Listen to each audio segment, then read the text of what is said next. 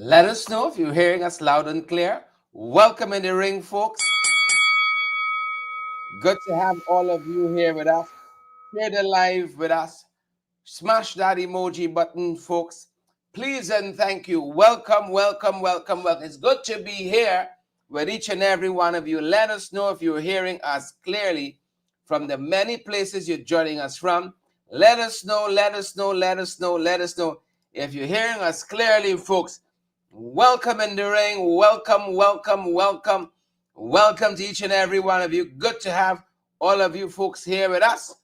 Another night, folks. It is Tuesday, the 17th day, believe it or not, of December already.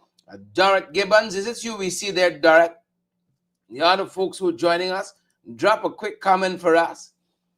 Let us know where you're joining us from, how you're doing, if you're hearing us, the kind of day you've had, perhaps. Good to have all of you folks on the live.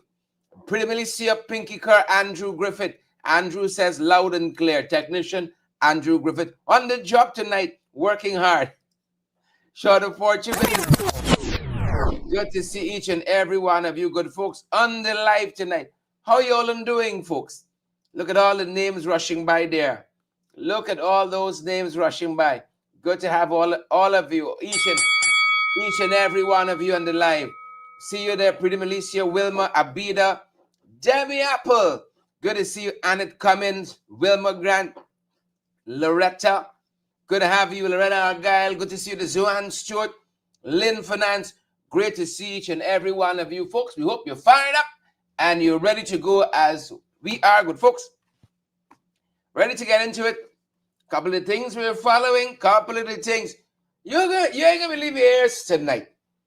Some of the things you're gonna hear, some of the things you will hear. Interesting day in the National Assembly tomorrow.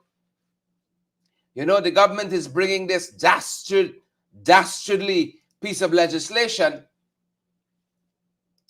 And we got to do what we got to do, folks. We have to do what we got to do. This is the Land Acquisition for Public Purposes Act. It's going to be amended tomorrow through Bill number 16 of 2024, making sure I got my notes there and we're on the right track. Acquisition of Land Purposes Act for Public Acquisition of Land for Public Purposes Act. And the bill that they bring in tomorrow to amend that important act is Bill number 16 of 2024. We had a meeting early on with the Attorney General. We got to get some information from him, looking to see if we could hammer out a better piece of legislation.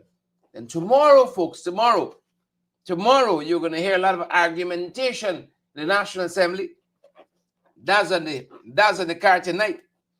And then the traffic chief, some of y'all wild out there. Wild. Wild and buckbead. Traffic chief. Now warning for y'all. And then how Irfan, how? Hold on. How Irfan? Hold it back one then. How Irfan could invite people? Irfan knows himself. He has his guests arriving in the city. And then when the folks come, he pretended he didn't know them. And he never sent to call them. I believe these people.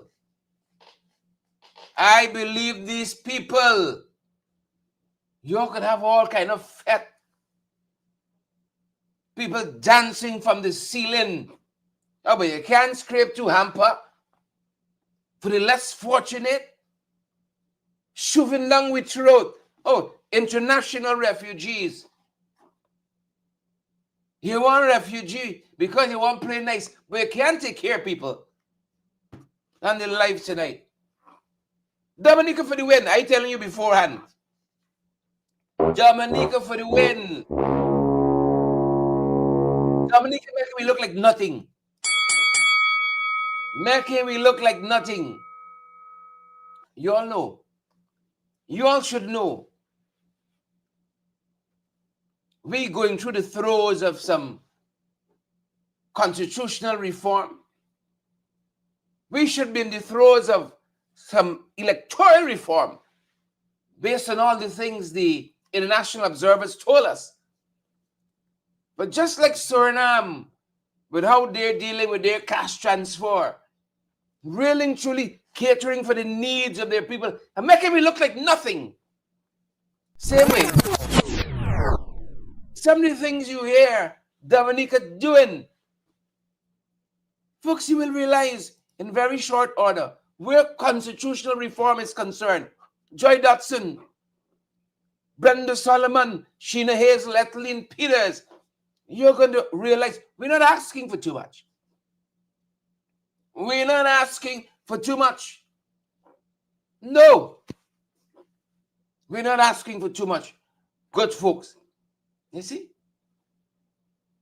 But the opener tonight, before we head into it, leader of the People's National Congress Reform, Mr. Norton says, these boys, the PPP, they're transferring things to the South. They're transferring money to the South. Friends, family, and favorites. That's what they're doing. Precisely. That's the opener. Take a look. Take a listen. Opposition leader Aubrey Norton has accused the government of transferring money to its members and supporters. To the extent that they are giving contracts to themselves and families and favorites, they are transferring money. We just told you what's happening with the REO in one region. We just said to you that the president, it is alleged, has a company that is bidding. We know ministers, one of them in the public works ministry, you have to work out which one, has a company that is making money as a result of procurement. He said that the government is using the absence of the procurement policy to transfer money to itself. People can ask the government to publicly identify its companies. There should also be the question of how much money these companies have been awarded. Let them take their legal income and put it against the resources they have. And if it could stand scrutiny, then and only then I will withdraw what I'm saying. Member of Parliament Ganesh Mahipal said that there are several people fronting for the government officials. Sarah Brown being a parliamentary secretary, her husband has a company. Let's ask ourselves, when was that company established? Was that company always in contract bidding? Where was the individual working before? The answer is there at the Ministry of Public Works. Why did he leave the Ministry of Public Works? We can get down to that. The tender board website would reveal how much money is being given to this company. I spoke also about the vice chair of Region 1 and her common law husband. We must also address and talk about the many companies that are receiving millions into billions of dollars, and their establishment as a company occurred just a mere 2 or 3 years ago. Norton spoke about the purely executed projects. One is a section of road between Dennis Street and Duncan Street. Everything that this government touches is a manifestation of incompetence.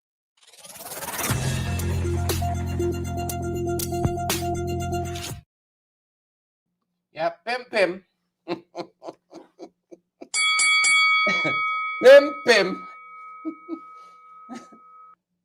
Pim. Everything that touches, everything that touch. Make sure my subject and my verb, there's coherence, there's agreement. Of emphasis, everything that touches. God damn it. Dominica for the win. My Dominican brothers and sisters for the win. For the win. Dominica is in the throes of electoral reform. And in comparison, by comparison, we're not asking for much. My brother, do you think so? We're not asking for much. Roosevelt scared for the win. I understand. Seaman come live with me could be two different things. But Roosevelt scared. Prime Minister Dominica stood in the National Assembly recently. I didn't hear he was challenged on the facts, the veracity of the facts. And he put forward what they're doing with electoral reform. seeking broad support, international help, and following some regional models. I was shook at. Take a look, take a listen. Some of what Roosevelt Scarrett said quite recently. This is happening as we speak in Dominica. Electoral reform. Take a look, take a listen. The bills were circulated to the public. They were placed on government website then, made available to all political parties and other interest groups in the country. We were hit by Tropical Storm Erica in 2015. And by the first quarter of 2016, we went and we purchased the equipment required to issue ID cards for the purpose of voting. The Parliament, the Cabinet preempted the Parliament by providing the Electoral Commission with all of the resources it required to effect electoral reform, including handheld machines to be placed in every single constituency to allow for greater access to the process by citizens and voters of the country in the country. And we came to Parliament in May of 2017. The Hansard, Mr. Speaker, this is the Hansard Day of 2017, May, Tuesday 23rd, Wednesday 24th, and Friday 26th May 2017. Comprehensive bills to address the issue of electoral reform in Dominica. And what were the main issues that the citizens of Dominica wanted, and of course the advice of the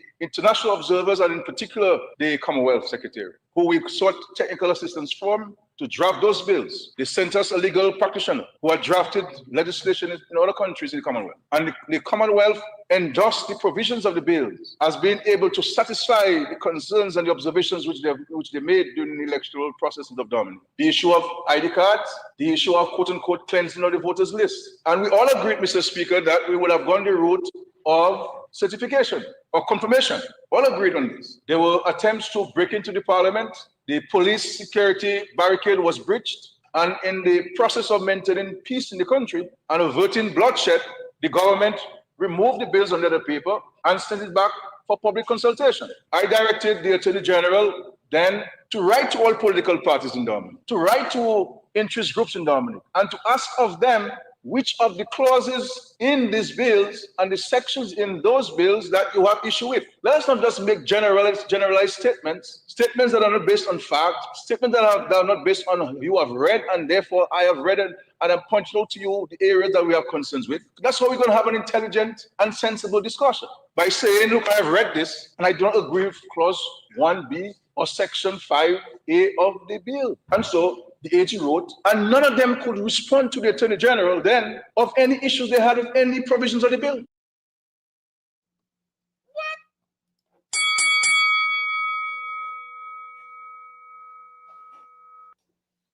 You better share the damn live. You better smash that emoji button. What? Did Dominica say the government wrote the opposition, inviting them to list the concern? Did I hear biometrics somewhere in there? Handheld devices in every community? Did I hear that? Did I hear him say all were involved?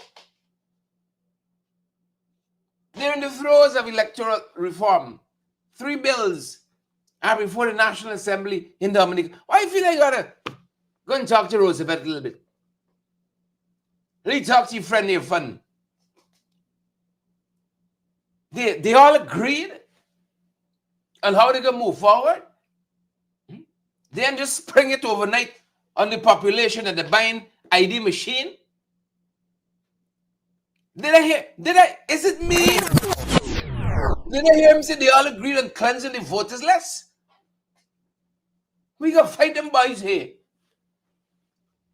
to cleanse the voters list. Christopher, Sandra, Lester, am I the only one hearing this?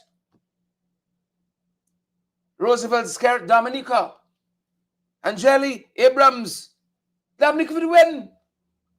Roosevelt go to the front of the class. You see, when you got a strong name like Roosevelt, you got to live up to that, you know. Clangron Serdema, you heard that? Chris Kip, Idris Williams, what about you, Pinky Haley?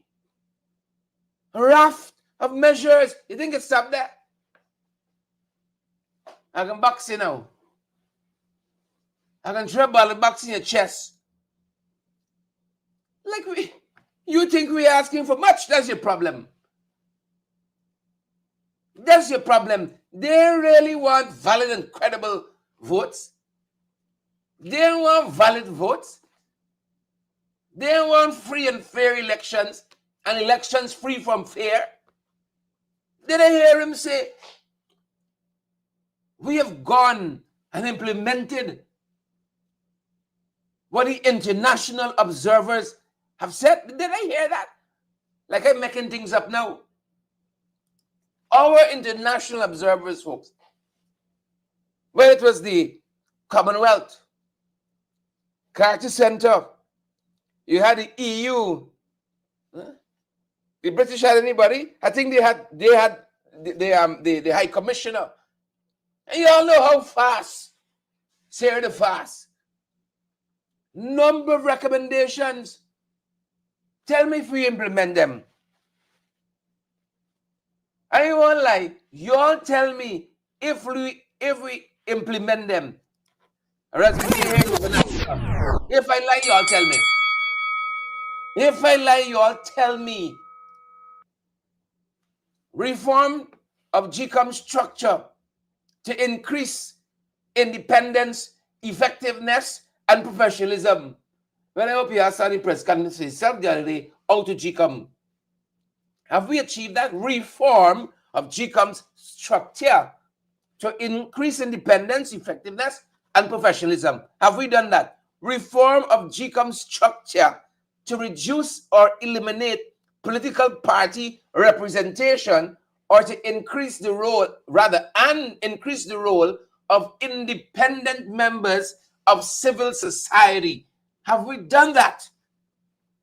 Overhaul of the composition and functioning of the Elections Commission to ensure more inclusive representation of the various components of the Guyanese society and political spectrum. Not just two parties represented there. We need more women as well. Have we done that? Roosevelt said, we have taken on board the consideration of the international observers, including the Commonwealth. All we want the Commonwealth to do is say it's free and fair, and we fling away the rest. Ensuring gender representation in GCOM's composition. Have we done that? Making GCOM decision-making body more transparent. Have we done that? What about this one? Total reform of GCOM to restore public confidence in future elections.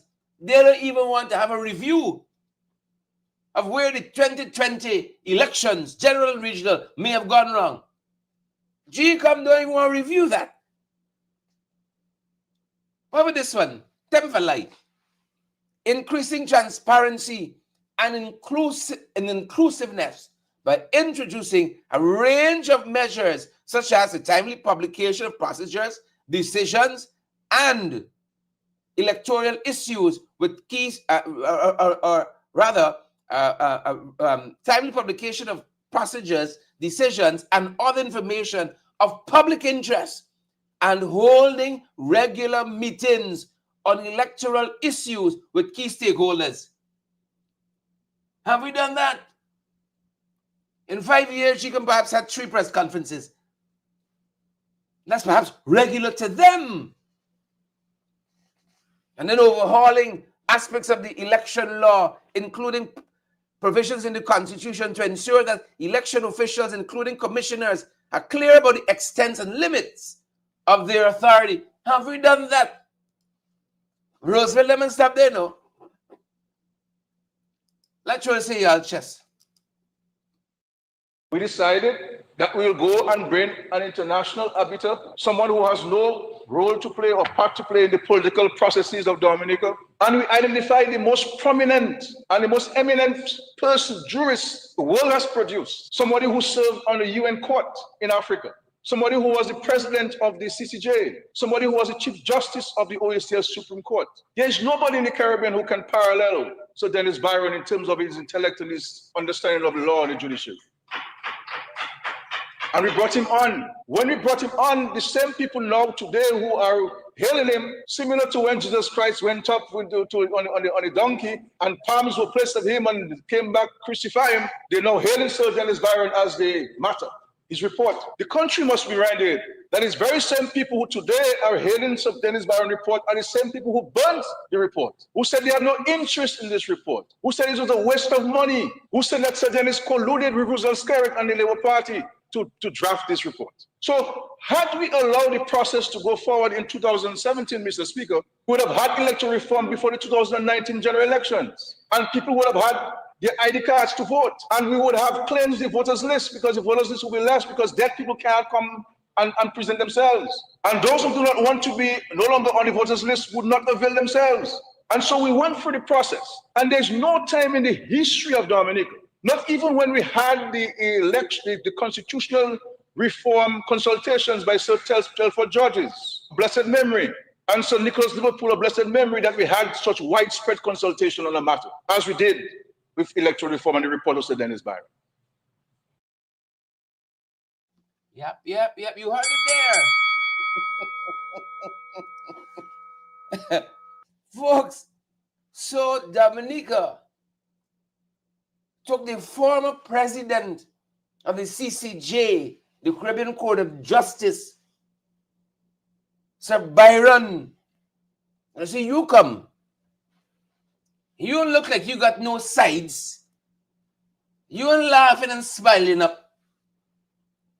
We don't want the current president. We don't want he. But we want somebody who's independent. Dominica said, Baron, rock and come in. And he helped them to iron out. Then take it upon themselves, you know, friends, family, favorites, and in the dark of night, you see an amendment to the electoral laws. No. And not only did they bring in Sir Byron, they referred back to the national authorities, like the OAS. And they said, look at this thing that Sir Byron produced. What do you think?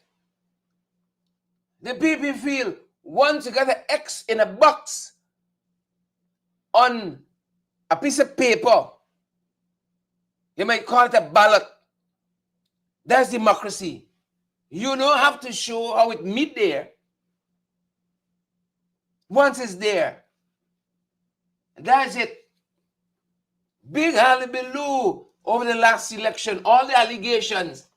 But have they made strides to put the money where the mouth there and truly reform the system, how the international observers dictate? Finally, folks, on this issue, listen to the story here. Here the man talk about they want that on the list. They want that people come and vote, so they got to take care of that. They have agreement in that, Avril. John and Gail and Pinky, they have agreement in that. Listen what else he said. The dialogue and the consensus. We decided to give up the notion of a national ID card and go the route of a voter ID card. Now, the moment they heard Skerritt change his mind, the moment they heard the government change their mind, then they no longer want voter ID card. They say they want a national ID card. Then the Commonwealth suggested to us back then in 2013 that we should study the St. Kitts model of electoral reform, which they had provided technical assistance to. And we went and we studied the St. Kitts model. And the St. Kitts model, one of the elements of the St. Kitts model was that the Electoral Commission of St. Kitts and Nevis went to major cities across the world where there were high concentrations of Kittitians and Nevisians to avail them of the opportunity to confirm their names on the voters list. So they went to Toronto, they went to St. Thomas, they went to St. Martin, they went to the BVI, they went to New York, they went to London, they went to many cities across the world, the Electoral Commission. And we are proposing to adopt that same approach because we all understand and appreciate the contribution of people in diaspora making to Dominica, and that we should not take away that right of them to keep the connection between themselves and their homeland. Again, Mr. Speaker, in an effort to advancing the process, the government decided, okay, we'll remove this. We'll remove it. So those of you who reside in overseas, you want to come to register, you want to come to confirm or remain on the voters list, you have to travel to Dominica. And if you travel to Dominica and you don't go to avail yourself of the confirmation process, your name will be removed from the voters list after the duration of the period that will be given by the parliament to allow for confirmation. So at some point, Mr. Speaker, there'll be a cutoff point where those who do not avail themselves to the process will no longer be on the voters list or on the list of electors, and thereby reducing the list of persons who are on the voters list. The Senator Paris challenged Thompson Fontaine for leadership of the party, and one of the main reasons he challenged Thompson Fontaine was because Thompson doesn't live in Dominica. He's disqualified. That's one of the main reasons.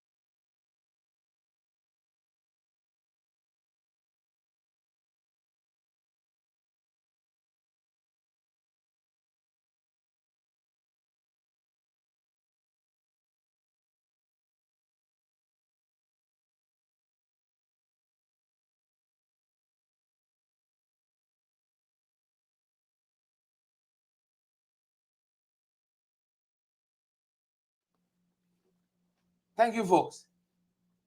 Things that are unheard of. You all heard what he said. Sorry, we lost the audio. The people are serious about credible and valid votes. They're serious about free and fair elections, borrowing from the St. Kitts model. That's what I was saying. They were prepared to go internationally, to travel, to have their citizens wherever they are living internationally confirm the name on the list. These are people who are serious. There's no counted people, there's no fake people. The people serious. We can't even agree to get it dead off. We can agree to travel internationally to confirm Warren in the diaspora. Huh? We can travel internationally to confirm Leon Logan, Pretty Militia in the diaspora. We can travel internationally to confirm Christopher George.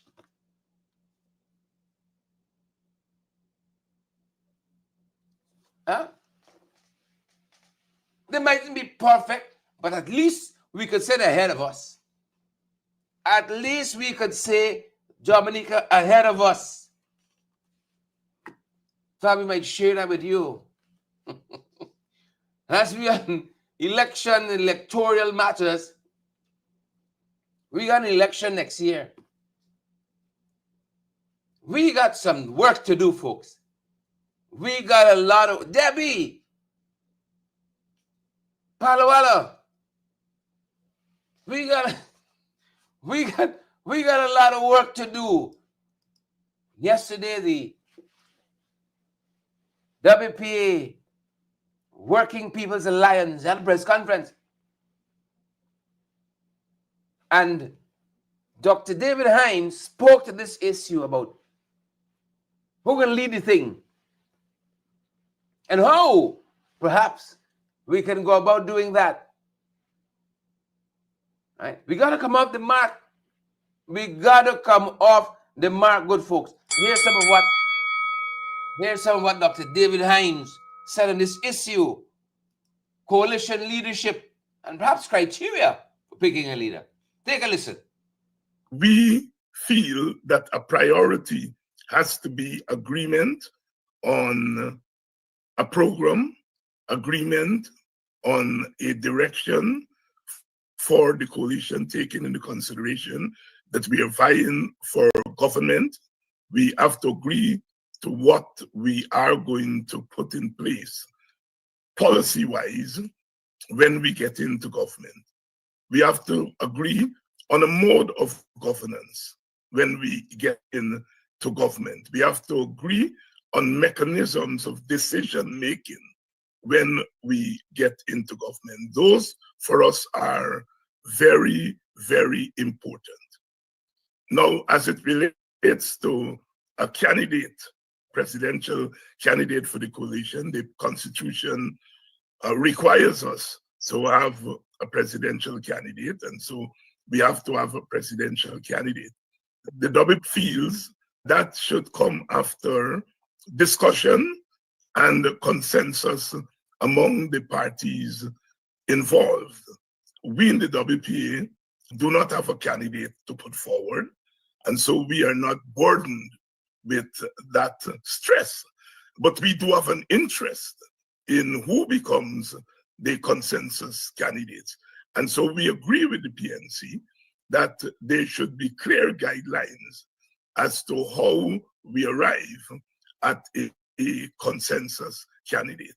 We have not given much thought to a candidate coming from outside of the political parties, but we would not object to such a proposal if it is put on the table.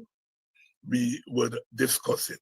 But we feel that it's early days yet in arriving at a consensus candidate. We feel that we have to have a consensus program, as we said, a consensus approach to governance.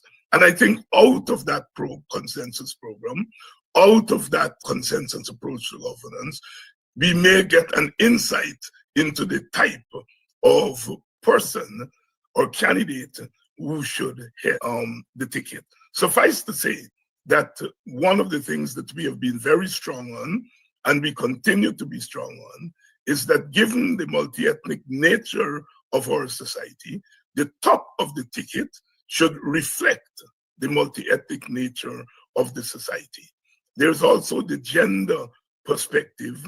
If we can arrive at a top of the ticket that reflects the multi-ethnic nature and the gender dynamics in the society, we will get the best of all worlds. But at a minimum, we will insist that the top of the ticket reflect the multi-ethnic nature of the society.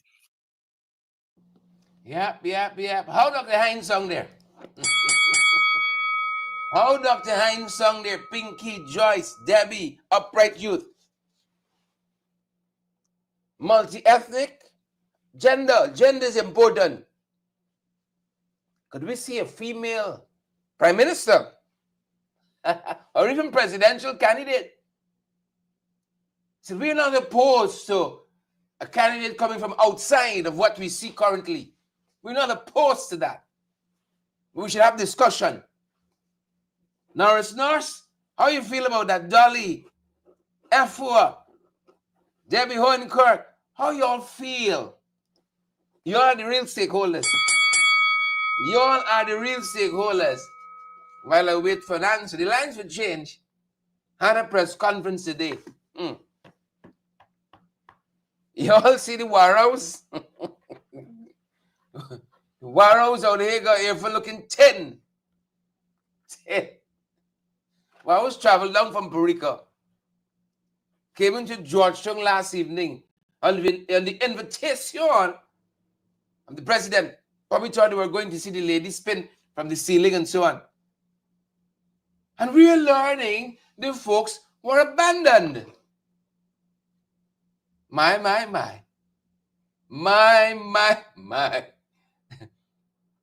The government has abandoned their international obligations, it would seem. Take a look.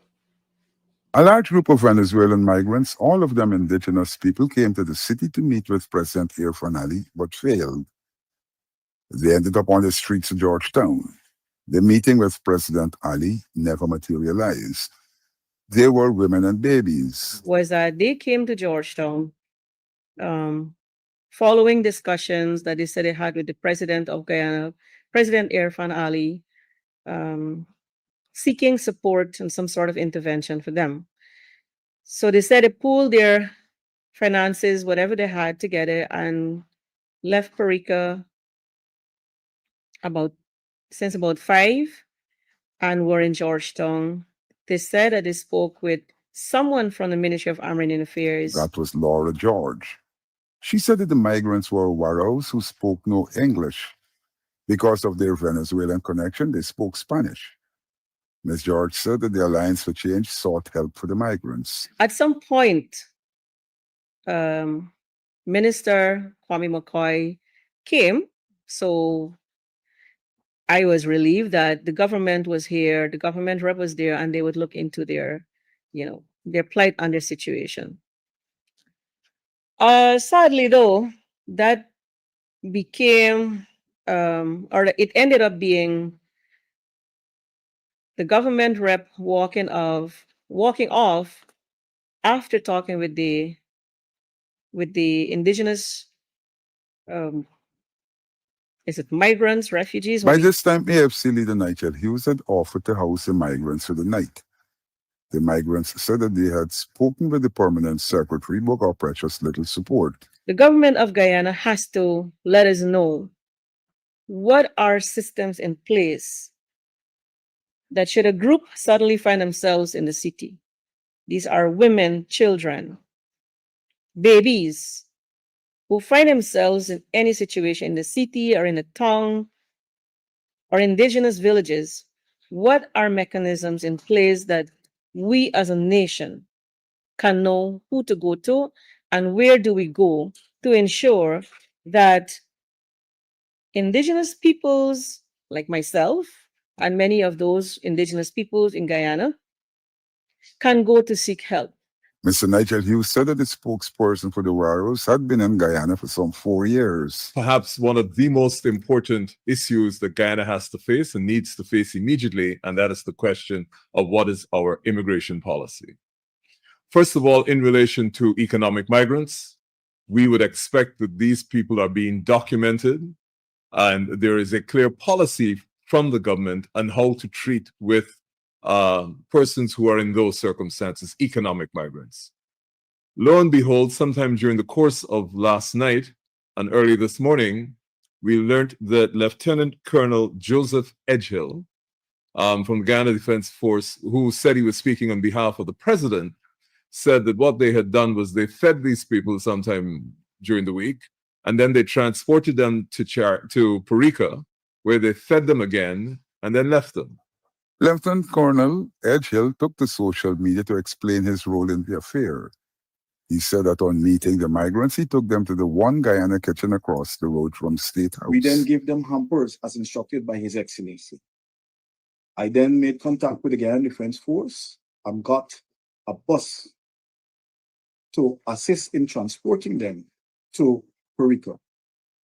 Whilst at Parika, they were given dinner, they were housed for the night, and they were given breakfast the next morning.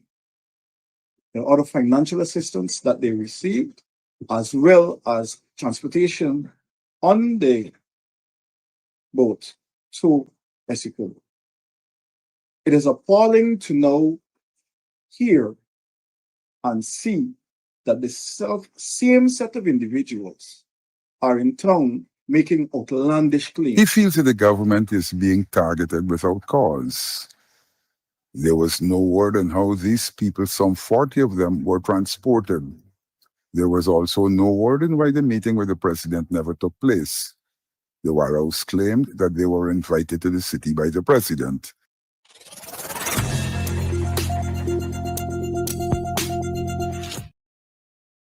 Yep. Y'all think this country got you invite the people here, fun. You invite the people, then you go missing. You go missing. Folks, we're wrapping up. Bear with us. We're at the top of the hour. You got problems. Like Guyana. Talking about problems. She who shall not be named. Talking about, we got real problems here. Talking about problems. How do you solve a problem? How do you solve a problem? Like Dr. Asha Kisoon. How?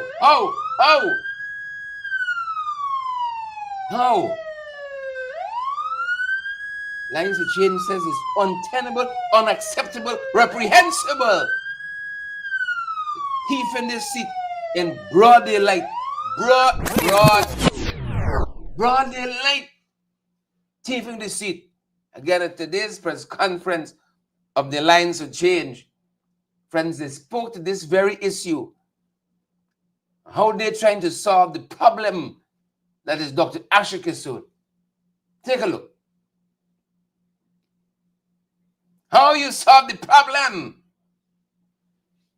The party wished to point to the glaring violation of our constitution and laws of Guyana as Dr. Asha Kisoon continues to squat and illegally occupy a parliamentary seat. We do not expect Dr. Kisoon to act correctly, uprightly, honorably, decently, or legally. She has demonstrated as much through her conduct.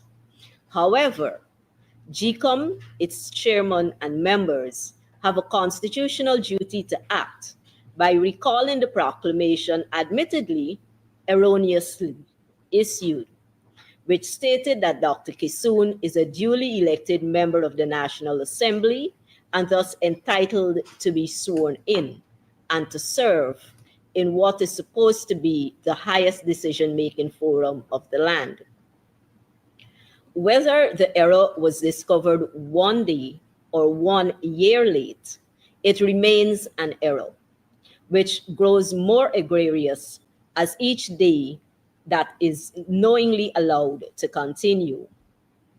The AFC expects the chairperson of GCOM, the Honorable Justice Claudette Singh, to uphold the Constitution and laws of Guyana by leading the way to correct this vulgar violation. The National Assembly will meet tomorrow with several bills on the order paper for debate and passage. We do not expect to see Dr. Kisoon occupying her former seat in Parliament, as her continued presence in the National Assembly could jeopardize the validity of any bills or motions passed. We call on all right-thinking Guyanese to join their voices in protesting against this and every other violation that we encounter daily. GCOM has said they made a mistake. GCOM has said they have created this problem. So GCOM needs to issue that certificate. If GCOM needs guidance from the court, GCOM needs to go to court. Why is this suddenly an issue for the Alliance for Change? This is an issue for the people who are the authors of this confusion. And if GCOM has caused the confusion, and they're headed by none other than a retired justice of appeal, why don't they go to court and get guidance from the court? We know the reason why they're trying to bait the opposition into going to court, because they want to tie this system up in court way past next year's election, because what happens if you go to court? The judge is going to say, serve on all interested parties. Every party is going to come in and have some legal position. The arguments are going to take forever. By the time you finish the high court ruling, it gets appealed to the Court of Appeal, that it's going to languish there for I don't know how long, and then it's going to end up with the CCJ. And it's going to end with CCJ in 2026. Meanwhile, Asha Kisoon will continue to squat and participate in the decision-making processes of this country and pass laws. You're saying that the opposition must go and bring court proceedings? Of course not. If GCOM thinks that GCOM have said they messed up, If they need guidance, let them go to court. Why is the burden being put on the Alliance for Change or any opposition party? This is not this is not of our making. And if GCOM, imagine you say you made a mistake. You say you've messed up. You say she's not supposed to be there. And then you're saying, by the way, please take me to court because I said that she's not supposed to be there. Is that seriously the argument? Come on. GCOM, if it was responsible, and we're probably in the 4th week since they admitted this colossal error, has not even taken the step of recalling the instrument by which they notified the speaker that she ought to be there. The simple thing they have to do is say, look, we are recalling her. That's all they have to do. And if they do that and Asha, Dr. Kisoon wants to take them to court, fine, go ahead and do it. But like the proverbial ostrich, burying your head in the middle of the hurricane and assuming that somehow it's going to blow over so that when you extricate your head from beneath the sand, you think it will be paradise. It's not. And this is an embarrassment. This is a country where CARICOM came and said, look, we're certifying your elections. These are the results. You can imagine how crazy it must look to them that our electoral body, the same one that had the problems that caused them to come in the first place, has admitted an error of this proportion and is like a deer in the headlights, stultified, can't do anything. So I'm very sorry. GCOM is absolutely responsible for this. And if they think by inaction or baiting somebody else to go to court, to take them to court, when they have admitted the error, is as if I say that I messed up and I say to you, take me to court. Yep. AFC said we ain't doing it. General Secretary, Vice President Barjogdio, over to you. Mansour Nadir, over to you as well. Wicked. That's what we're seeing there. Let's run a couple of things by you before we let you guys go. A couple. When you see the outside of the book, you will know every verse and chapter. You will know every verse and chapter. You just see the outside of the book. And you think you know? You see a leaf fall. You think you know the wind blowing? Huh? You think you know the leaf by the wind by the leaf? You see some of you all young people. See this one, Shivani Gayadeen? She look at married, she, you know. But you know. Boy, you know. Hans Swift. Kimberly Prasad. Some of your daughter. I said, Mommy, can buy him Randy. Randy Prasad. You know. You see the outside of the book, you know every verse and chapter. These young people charged with embezzlement from Balwant Singh. I'm sorry for them. But we always say, without can't do the time, don't do the crime. But of course, this is Guyana. It's not who you know. All right. One woman was stopped, intercepted by Kadu ranks at Chedi Jagan International. Confessed to trafficking. For the year, the amount of folks charged, sentenced for trafficking. She's the only one. She gone for psychological evaluation months now. Perhaps over a year. Sonia Parag is Eunice. Spotted girl at the cricket the other day. She looks sane as ever. Sane as ever in all her elements. Caught carrying out drugs. Sonia Parag niece.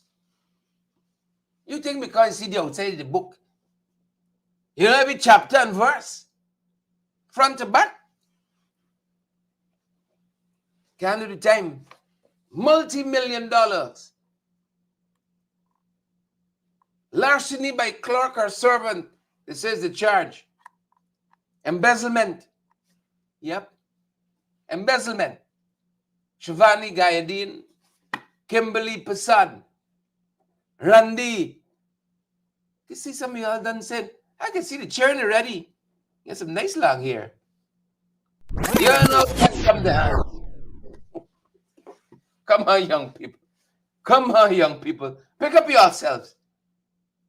Stop looking at Jack Dio them and hear from them. Stop it.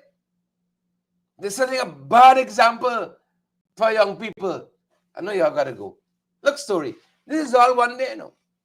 1 weekend into this week.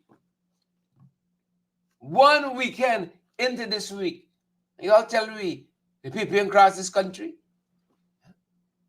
Shivani, they're good, good, good. Kimberly, they're good. Randy, they're good, good, good. You tell me people across this country? They across this country. Ridley Joseph, 37-year to show, murdered in a hotel. Yep. Murdered. Yesterday afternoon in Alberton. Signature Inn is in Queenstown. Where to show menace demise to show Ridley Joseph. In neighboring Alberton, 56-year-old gentleman found with blood oozing from his mouth outside his Alberton, Georgetown home. Kenny Reese dead. Just like that, Kenny Reese dead. 502. Once you come into 592. Once you come into 592, that's it. That is it. And then over the weekend, deadly accident at Region 3. We lost 2 souls. Last evening, while we yet mourn, Kenny Reese, while we yet mourn, Ridley Joseph, they tell us a gentleman collapsed while in police custody and died at the Alberton police station. One crossing country. A 63-year-old taxi driver, one Brian Lincott. He's from Meadowbank. Collapsed and died while in police custody at the Alberton police station. They tell us he was arrested around 6:30 last evening on Durban Street for dangerous driving. After he hit 2 parked cars, police suspected that he was under the influence of alcohol and had brought him into the station for a breathalyzer test. And the authorities said that while sitting on a bench around 7:27, Lincott collapsed in the inquiry's office. Police said there were no visible marks of violence or were there any suspicions of foul play. And as a matter of fact, CCTV camera footage confirmed the sequence of events leading to his collapse. One country. One. That's we on Tusha Ridley Joseph. Folks, they have arrested a suspect. Once we hear hotel room, dead, and nobody jumped through the window, you hear Guinness, half chicken fried rice.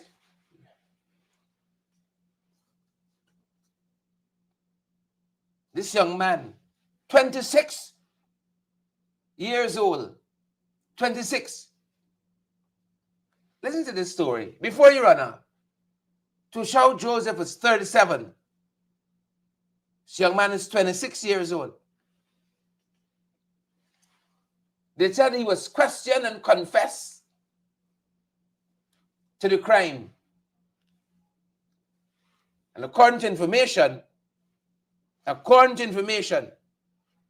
about what transpired, so Joseph and the suspect knew each other. His name has not been given, this 26-year-old. They were known to each other. They said the Tushaw, while he was a teacher, taught him in primary school. taught Brian Lincott, taught the unknown suspect rather, in primary school. That's what he said. He told detectives that he and Ridley Joseph reconnected on the evening of December 15th, exchanged numbers. They met on a boat. Subsequently, exchanged numbers, spent time together on the evening of December 15th. And after spending hours liming, the two made their way on December 15th back to the Tushau's room. It was there this unnamed suspect claimed that he asked Joseph to apologize to him for this sexual assault or series of sexual assaults that happened in the past, but that Ridley Joseph refused. This is what is being reported. He told investigators that he used a knife that he walked with and dealt Joseph several stab wounds to his body.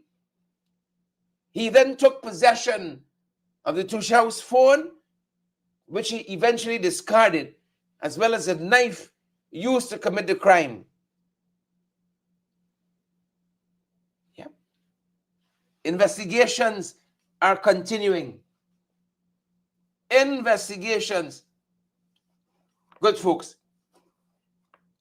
are continuing. And that is information we have on that. All kinds of challenges we're working through this evening, folks. All kinds of challenges. Bear with us. Finally, as we close, finally,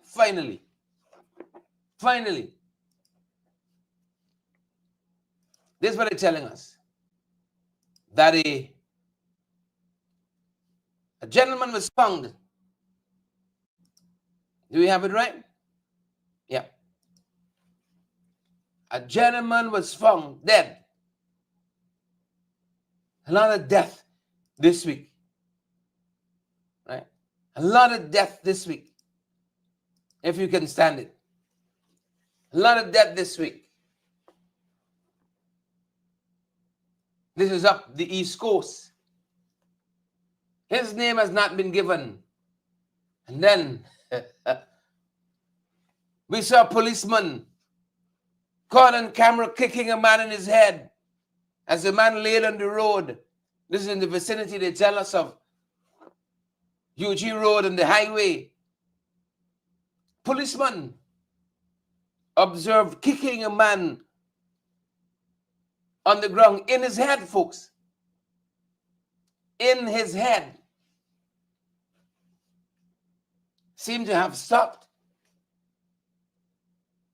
during a traffic exercise. And then this is what they're telling us. Caught on camera kicking a fella in his head. That's the kind of wild country we got. And as I said, found this gentleman at Cove and John up on the East Coast, Akeem Bruce, another 26-year-old. Decomposed remains of Akeem Bruce discovered on yesterday, Cove and John foreshore. Yesterday. Investigations are continuing. So the body was positively identified by his aunt, Monique James. Thoughts and prayers with all the families. Our thoughts and prayers with all the families. And folks, that's going to do it for us this evening. That's our time. A lot of technical challenges we're working through. But suffer it to be so for now. That's our time, good folks. We wanted to give you all that we have before we take leave ourselves. And that's our program. And that's our time, folks. Thanks for joining us. Each and every one. You should like before you go, you're coming back to watch us. Smash that.